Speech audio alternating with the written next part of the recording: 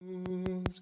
We shall not be moved. Just like a tree that's planted by the water, we shall not be moved.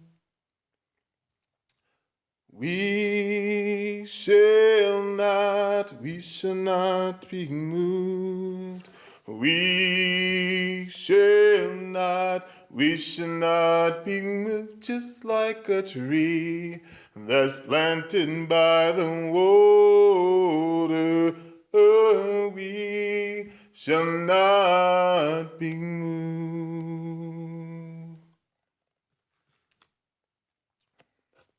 Glory, hallelujah, we shall not be moved. Glory, hallelujah, we shall not be moved. Glory, hallelujah, we shall not be moved. We shall not be moved.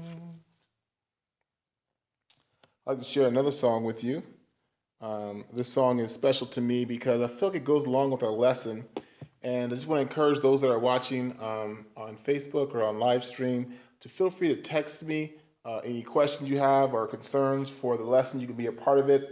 I have my cell phone right here. I can receive texts. I'll select the ones I can do when I can do it. But question, scripture you want to hear, or something you want clarified, please don't hesitate to reach out and kind of share your input. If you don't have my phone number, you can also message me on this page here, and you can also message me here in my Facebook, and I can get all of those live as we're sitting here. So don't feel like you can't participate just because you're there in your home, and I'm honored to have you all here with us. One of the things that I really want to talk about is we shall not be moved. What does that actually mean? What does it mean to not be moved? What's great is that one of the questions we asked last week is, what are we fighting for? In your life, think about, what are you fighting for? What are you getting up in the morning saying, I want to fight for this thing? What is that thing? And I think the critical thing to think about is, I remember I was in English class my senior year in high school, and the teacher asked the question, "What will you fight for?" And some said family, some said the right to vote, some said love. And I don't think any of those are wrong answers, but I think one of the critical parts of that conversation is that this is really about us being able to find out in ourselves what gets us excited. Now, we're in prayer meeting here, so our spiritual practice has to be in the question or in the conversation. And in that conversation, we have to ask ourselves, what are we fighting for? And I think what's significant is that, what are we told to fight for? Where's our heart? Right? Where's our heart? The reason that's significant is because when you're dealing with scripture and you're dealing with, like, David, for example, David in the famous story of David and Goliath, he was fighting a giant, and the giant was doing all kinds of stuff, but when he defied God is when the fight really began. And so the conversation here, we want to encourage the us to think about, what are we fighting for? And feel free, if you want to answer that question on the internet, text me an answer. I would love to share that in our lesson. And we'll continue on in that idea of what are we fighting for. One of the things that I want to move to is the next step of we shall not be moved. One of the things I think about is that think about the idea of we shall not be moved is a song that is known in the civil rights movement, and also is known to talk about fighting a struggle. And so, Melissa, I guess you're my primary audience right now in the live space. Can you give me a feedback, if you won't mind sharing, when you hear the phrase "we shall not be moved"? What are the first thoughts that come to your mind and heart? And obviously, we want to limit ourselves to just prayer meeting and your spirituality, but that's obviously where we're starting from. But if you just want to share, I say that phrase, give me kind of ideas, stories, events in your life that come up. When I think about it from a spiritual perspective, mainly, we shall not be moved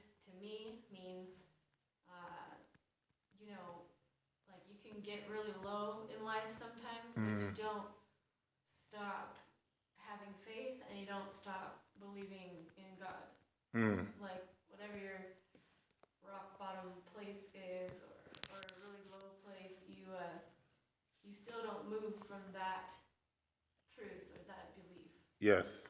and that will preserve you and that will help you Yeah. ultimately. So, That makes sense. So I think the idea of, you said, low places in your life, that stood out to me, and not being able to be moved. Now my question is, was there ever a time in your specific story, if you don't mind sharing, where you felt like you almost moved, but you didn't, and you were rewarded for not moving, sticking to what you believed? I would even go so far as to say that I started to move away. Maybe it was lifting a metaphorical foot or looking down another road. Yeah. But as soon as I realized that, and or like realized which path I should be on, which is seeking God's help and counsel. As soon as I realized that, it's almost like it turned my head or my heart back to Him.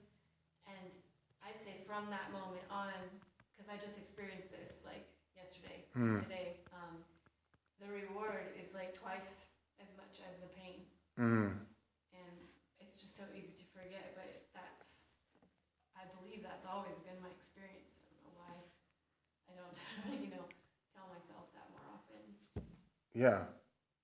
Yeah, he rewards me anyway with like, in a nutshell, peace, answers, relief, comfort, joy. Yeah, all of those things. Peace. You said comfort, Answers and joy. joy, and answers. That's A lot, right? that's a lesson within itself. Thank you, Melissa. That's really beautiful and really useful. One of the things that came to me is, I think about not being moved, and I think about also progress. I believe that as a Christian and as a person that is dealing with struggle on a regular basis, I think that not being moved is also powerful, because it's also about how do we make a step forward. It's hard to make a step forward if we're constantly being moved, if we're swayed a lot, right? And I think about how Jesus had an understanding that he had to make a sacrifice, the ultimate sacrifice, and that he had to make a choice of, will I be moved? Because I'm in the flesh, I'm a human. Will I be moved, or will I do what has to be done? And I think about how his reward, I'm sure, was significant. We don't know his complete reward, but our reward, we benefited a lot from his sacrifice. And as I meditate on that idea, I think about the progress that I want to make in my life, not only spiritually, but physically, economically, socially. What my progress is, being able to say, these are my parameters that I agreed with in my spiritual space with God, and not to move outside of those, not to be rigid that I can't make progress, but that being able to move with some kind of movement of openness, right? So I'm thinking about, how do I not be moved, but not be rigid, right? Not be rigid. And so I'm trying to think of this idea of how not to move, not be rigid. And one of the things that's significant is that I think not being rigid is sometimes you want to be rigid in certain places and flexible in other places. And the reason I want to kind of talk about that briefly is because in the kind of the church of God and the church in general, it's sometimes easy to get rigid. I always use the example of kind of carrying the cup, and look at the cup and spilling all over the place, and then when I stopped looking at it, I carried it fine. And I think sometimes we have to know how to carry something but not stare at it the whole time. So I think about one specific idea we should not be moved is in ministry. Going to take the idea of, I want to reach out to someone in the community. I want to reach out to someone in my environment. It could be my workplace. It could be online. When I saw online, I reached out to them on Facebook or internet on some level. And I just want to reach out and minister to them and connect with them. And oftentimes, I've noticed that we might reach out to somebody that doesn't think the way we do. They don't dress the way we do. Maybe they have a different culture than we do. And not to get that those things get in the way of our outreach. And I don't think that that's something I'm saying you're doing specifically, Melissa, obviously, but something I'm thinking about for myself. So how can I reach out to an environment and not be stumbled by their cultural heritage in that space. And so, one thing I want to talk about, the question I want to get to in a minute here is what is our job? We talked about the last Wednesday, but what I want to talk about is what is our stumbling blocks in not being moved, things that stumble us up that might disrupt our progress in not being moved. So we're rigid, we're good. We're like, I'm going to go into church on time. I'm going to do whatever on time. I'm going to reach out to 8 people this week. I'm making these numbers up. And all of a sudden, we find stumbling blocks. We can't get to church on time. We can't reach out to more than 2 people. And we're 6 short of our goal this week. What gets in the way of us not being that stable force? What gets in the way? You don't mind sharing if you hear that our candidates today. So. Oh yeah, no, that's fine. I just wanted to make sure you wanted to hear from me. Yes, I want to hear from you. Well, 3 things popped into mind. I don't know how many you want, but Any as you would like to share. It's all you today. well, oh, that's funny. For me personally, and I realize this varies for everyone, of course. One of my biggest stumbling blocks, no matter who it is that I'm trying to connect with or deal with, is my emotions, my emotional state, or how I'm affected, I should say, like by my emotions. And that's a really hard thing that I'm obviously working on. Then, while you were talking, I was thinking of other things, and being tired. So, like a worn down physical body doesn't seem to be an issue for other people, certain other people, but for me, that's a big one where I get stuck. And then mentally, like to do with maybe worry or anxiety, that's another huge stumbling block for me. Those are probably the biggest main ones. If you don't mind defining the difference between worry and anxiety, I know one is kind of experience and one is kind of they both are not really a choice. But if you kind of give me a definition of like how it works for you, because I think that'd be useful for me to kind of work around this topic. To me, worry is just kind of like an underlying fear. But it could be attached to anything, but yeah, it's oftentimes attached for me to like, my son, or timing of things, or just like you worried something's not going to happen right, It can kind of be subtle or it can be strong. And it's similar to anxiety, but to me, anxiety and being anxious about something, it can be specific or it can be more about the future, but it seems to be more like tightly wound. Like with worry, you sometimes don't even realize that you're worried. But for me anyway, I know when I'm anxious about something because it changes my whole body, inside. Yeah, like it's almost like nervousness. Okay. And then worry is almost like despair or wondering, like fearfulness, I guess, or like a question mark.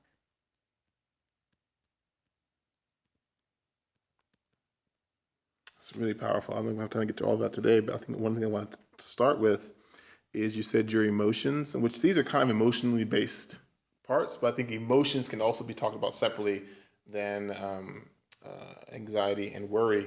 And I want to add mine to this list is time management. I tend to sometimes write down or make a list of things that I can't do or think I can do, and then not realize how long it'll take. Also is, I'll say people. I don't want to be too broad with that, but I think sometimes I let people's statements or their limitations get in my way or feel like maybe they don't understand what I'm saying. So sometimes that's kind of maybe attached to emotions and anxiety. But I'm going to say people, and we'll kind of unpack them separately, not because what you're saying could be different.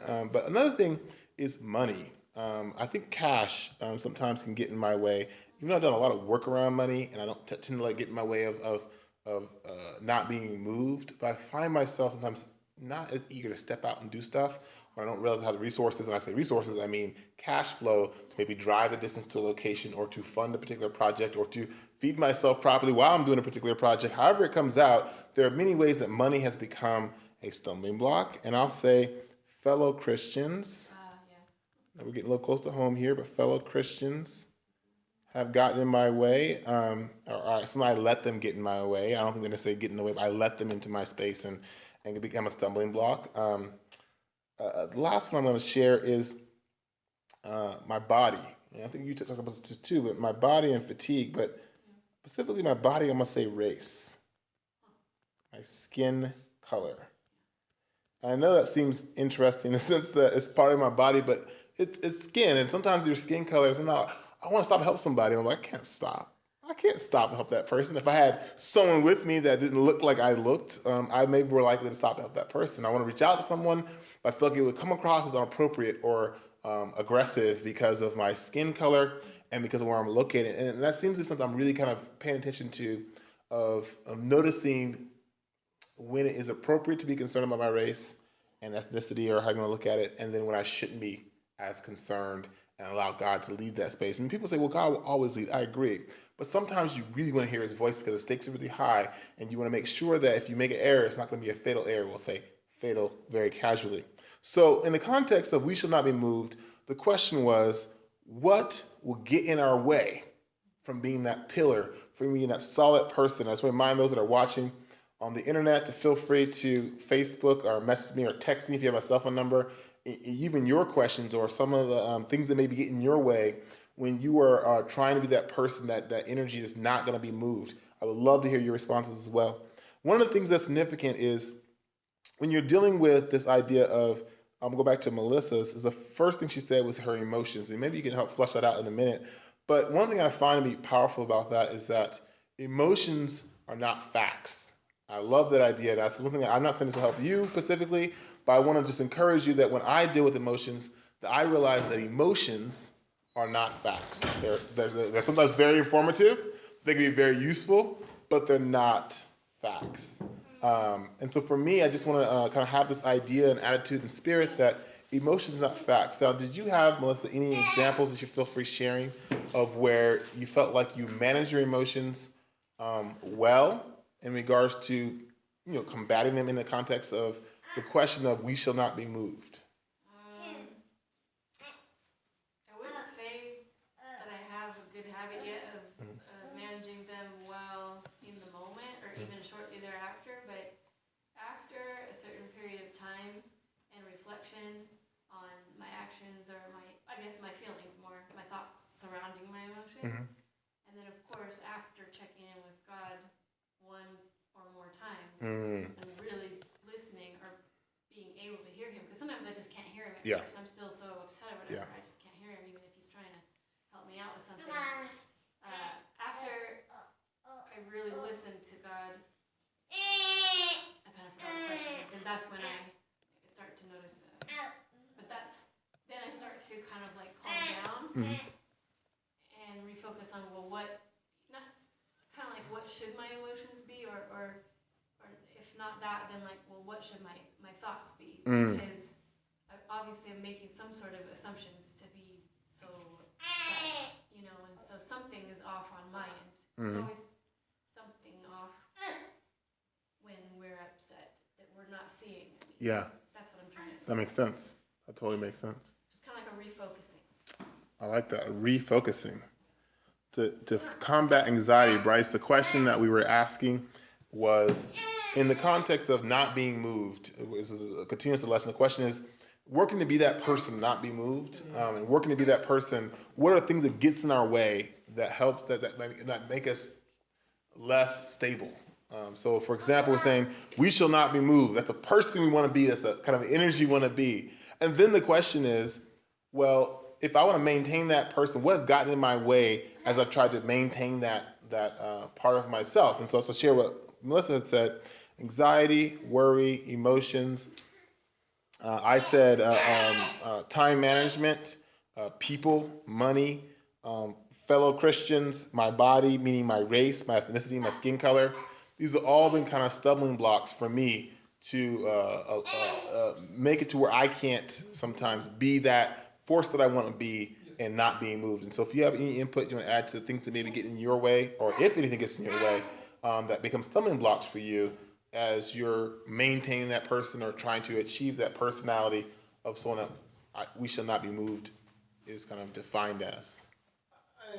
I think a lot of things get in my way, and I think the devil consistently tries to um, allow our humanness to get in the way, allow us to feel like for a moment that we have this job because of our ability, or that you know. And so the moment you think, "Oh, I have this job because of my ability," well, now you're getting in your way, because you don't have that job because of your ability. You don't have that job because you worked real hard. You have the job because God gave you the ability, and He can take it away. Yeah. And you know, I think about Job. You know, I know Job comes up a lot, but you know,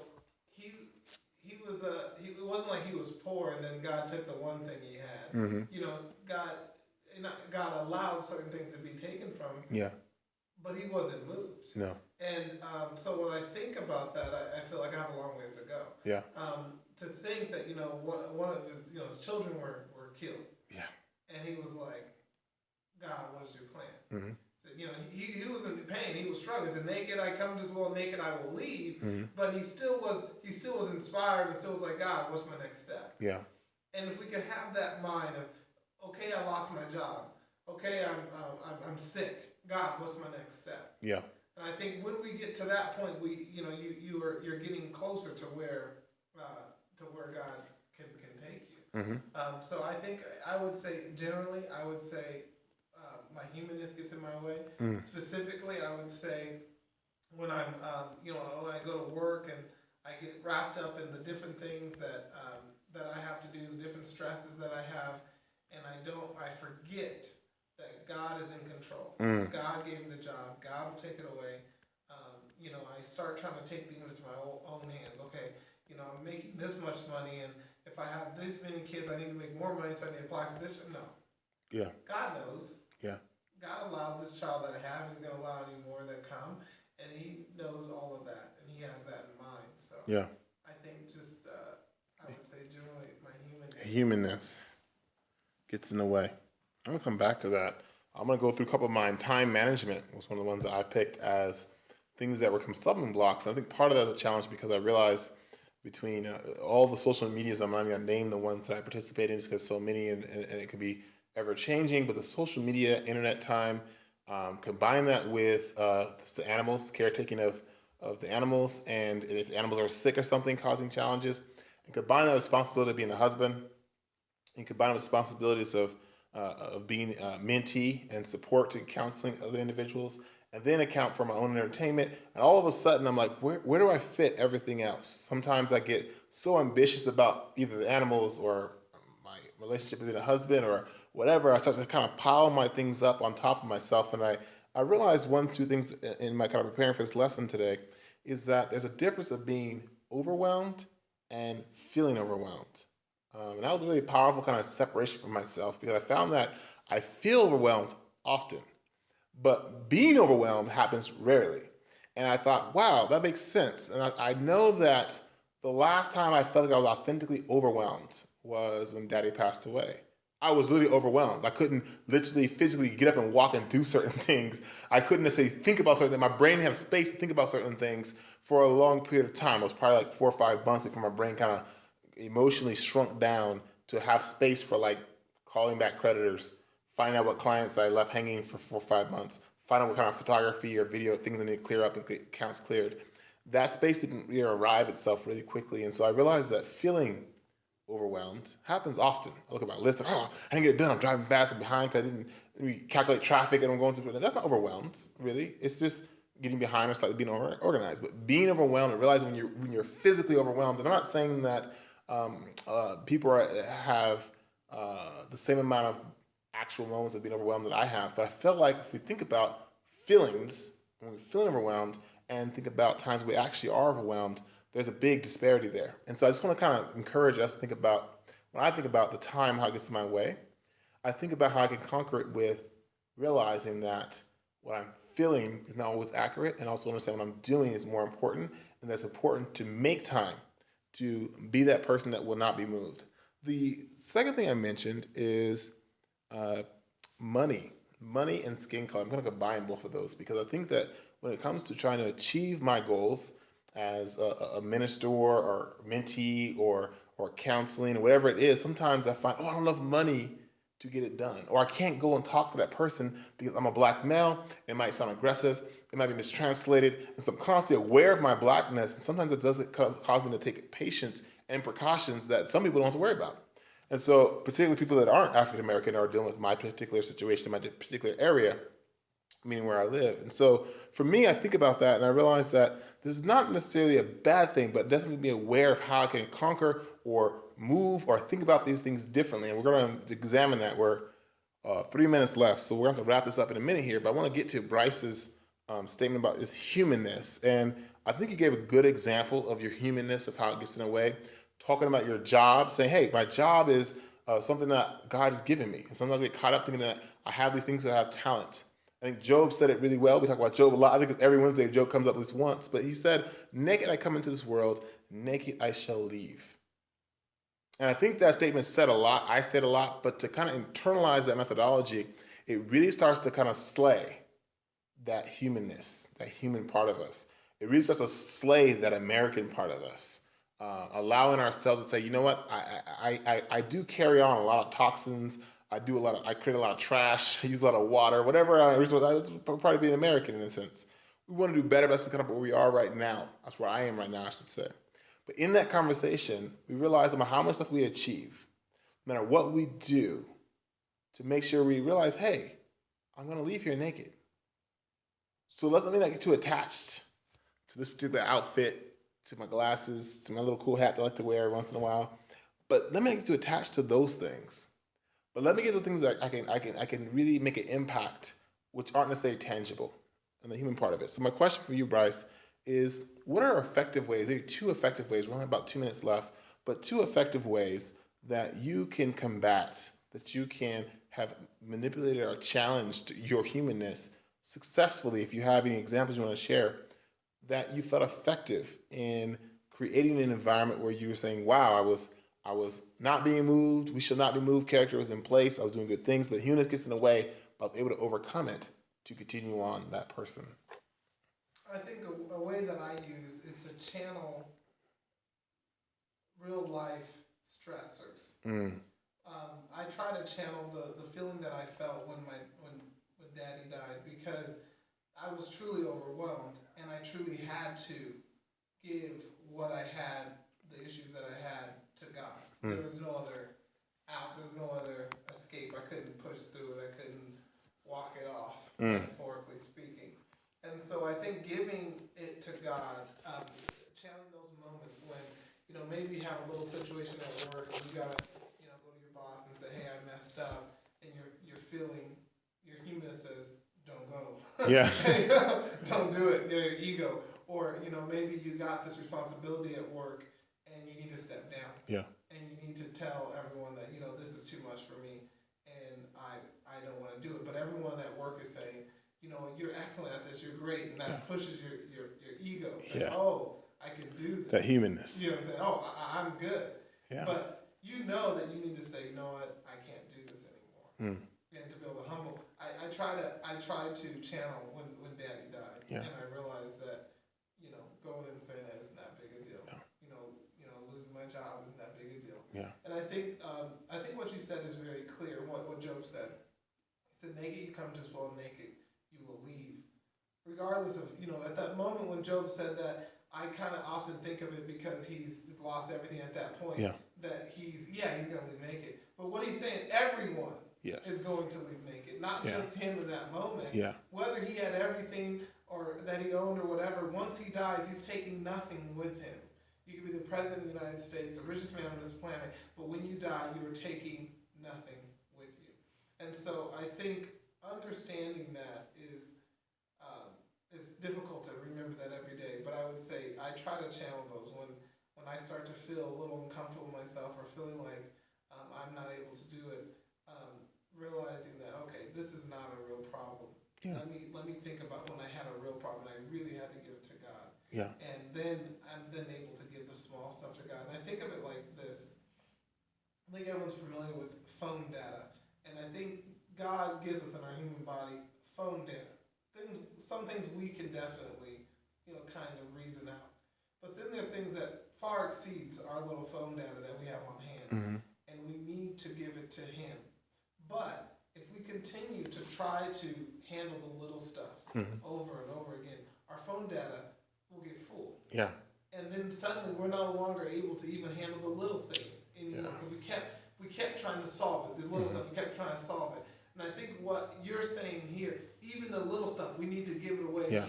Keep ourselves running smooth and clean. And I think that is what it's about. And I think oftentimes where I find myself, my data starts to get full. And and I need to offload that. Yeah.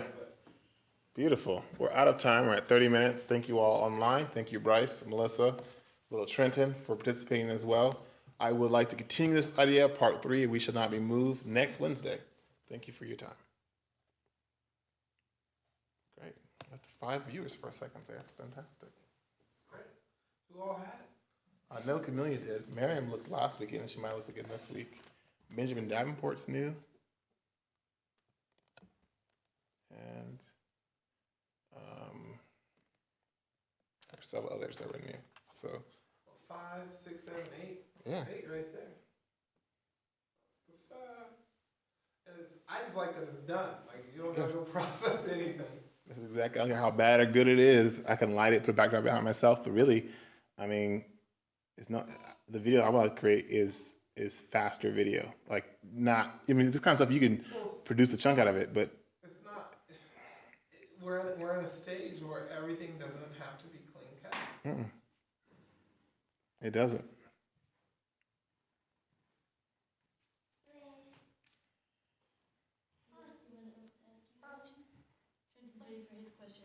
Hey. How was dinner? Ask the question with your cool little boots and jacket, sweater. Yeah, you get him styling. Yeah. I thought about putting him in this for the photo shoot, but I thought it was too small for him. And then the stripes, I thought might be too much. We need to take a picture. He's about to throw right out. This little shirt. That's great. Oh, this? Yeah, under, it's great. Oh, this, yeah. That's a Little turtleneck. hand-me-down little turtleneck onesie. These shoes Awesome. would be great for him. Yeah, so that's it. Good lesson. But I like thinking, Melissa, it's so much easier to talk to a human being than talking just to the camera.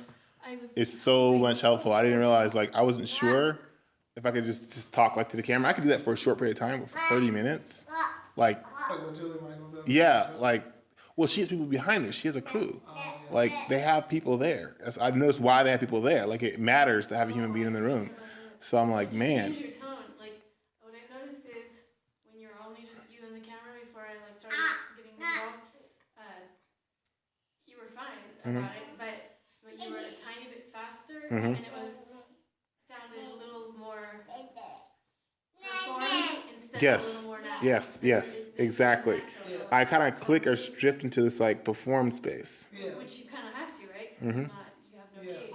For me, having people in front of me is crucial. In the sense that when I'm teaching, or I shouldn't say when I'm teaching, when I'm going on a rant, when I'm teaching, and when I'm getting head nods and feedback, then I know it's like a roadmap. Yeah, Oh, yeah. we're hitting there. You know what I'm saying? I can go there a little bit. I know I'm okay.